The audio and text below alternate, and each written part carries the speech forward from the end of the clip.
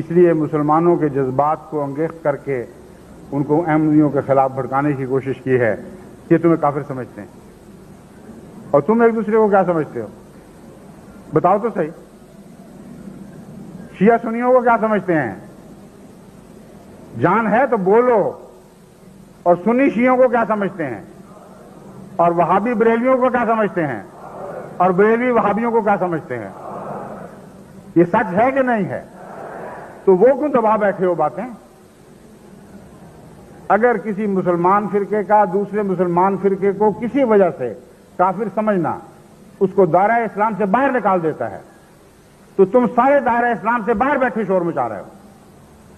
دائرہ اسلام میں کوئی رہ گیا باقی جو ہمارے خلاف بات کرے؟ ہم ہی ہیں ایک صرف۔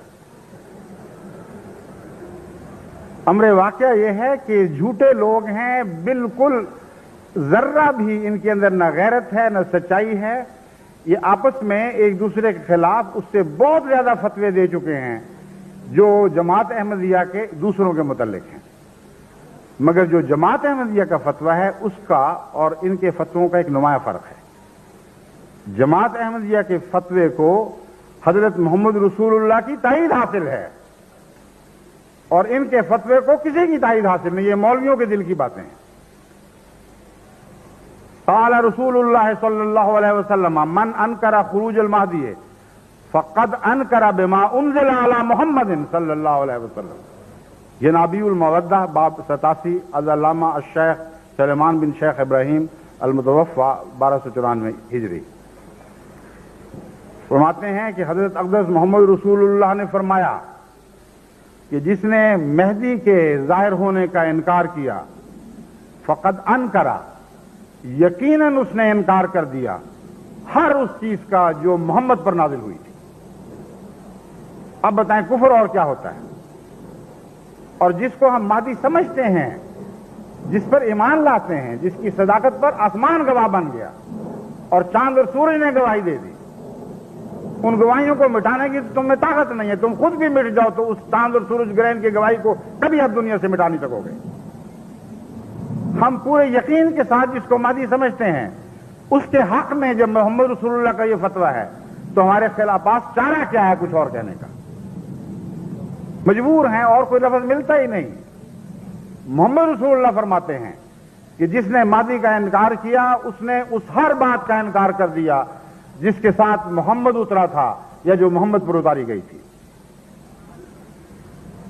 یہ نام مودہ باب 87 از علامہ الشیخ سلیمان بن شیخ ابراہیم المتوفی 1294 ہجری۔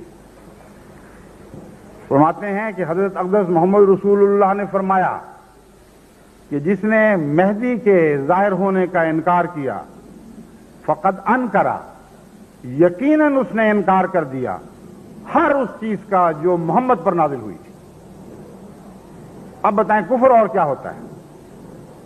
اور جس کو ہم مہدی سمجھتے ہیں، جس پر ایمان لاتے ہیں، جس کی صداقت پر آسمان گواہ بن گیا اور چاند اور سورج نے گواہی دے دی، ان گواہیوں کو مٹانے کی تم میں طاقت نہیں ہے، تم خود بھی مٹ جاؤ تو اس چاند اور سورج گرہن کی گواہی کو کبھی آپ دنیا سے مٹا نہیں سکو گے۔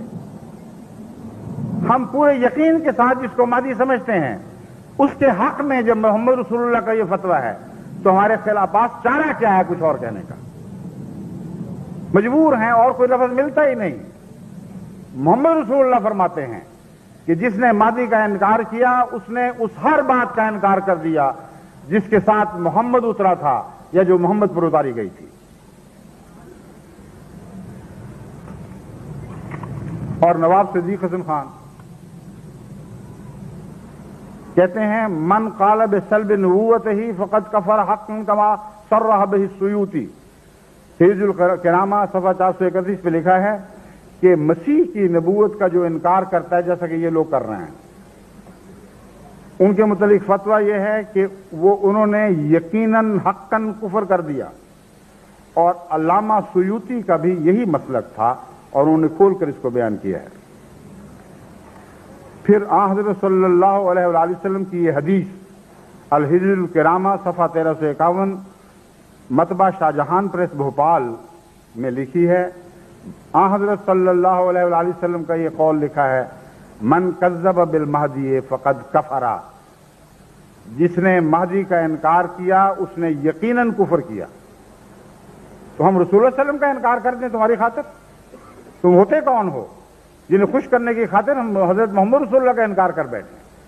بس آپ نے اگر مہدی کے منکر کو کافر کیا ہے کہا ہے تو ساری دنیا کے احمدی مہدی کے منکر کو کافر ہی کہتے رہیں گے. خواہ تمہیں آگ لگ جائے، خواہ تم جس طرح مرضی جل بن جاؤ، محمد رسول اللہ کا فتویٰ ہے. ہم میں مجال نہیں ہے، ہم ہیں کس باپ کے بیٹے جو محمد رسول اللہ کی بات کو بدل سکے.